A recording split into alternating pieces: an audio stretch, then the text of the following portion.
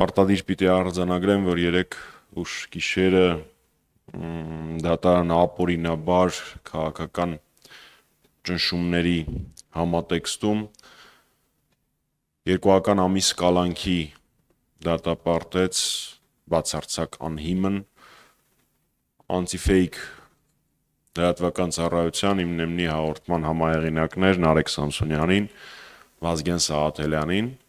իրանք արդեն իսկ գտնվում են քրեակատարողական հիմնարկում, դե գիտեք Փաշինյանական արդարադատությունը այլախոհների եւ այլակարծության հանդեպ շատ արագ է, ինչը չես կարող ասել հանցագործների հանդեպ։ Նաեւ պարոն Դավիթ Ֆիդանյանը, ով անտիֆեյք լրատվական ծառայության աշխատակից է 3 ձերբակալվել է, իսկ այսօր առավոտվան ձերբակալվել է նույն լրատվականի անտիֆեյքի աշխատակից Իշխան Խոսրովյանը։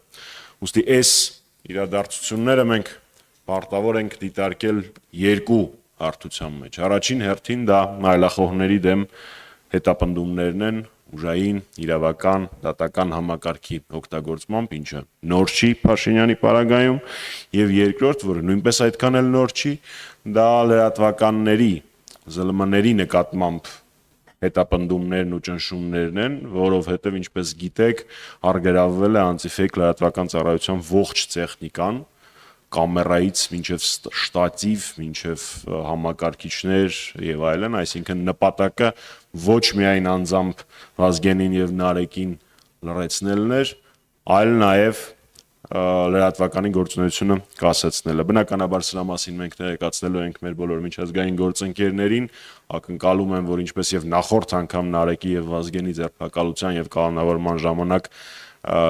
մենք իհարկե շատ ավելի արձագանք կունենայինք միջազգային, բայց այդ արձագանքը առկա էր որոշ դրսևորումներով, մի քանի զեկույցներում, ակնկալում եմ, որ այս պարագայում նույն տրամաբանությունը կլինի, ազատություն բոլոր քաղբանտարկյալներին։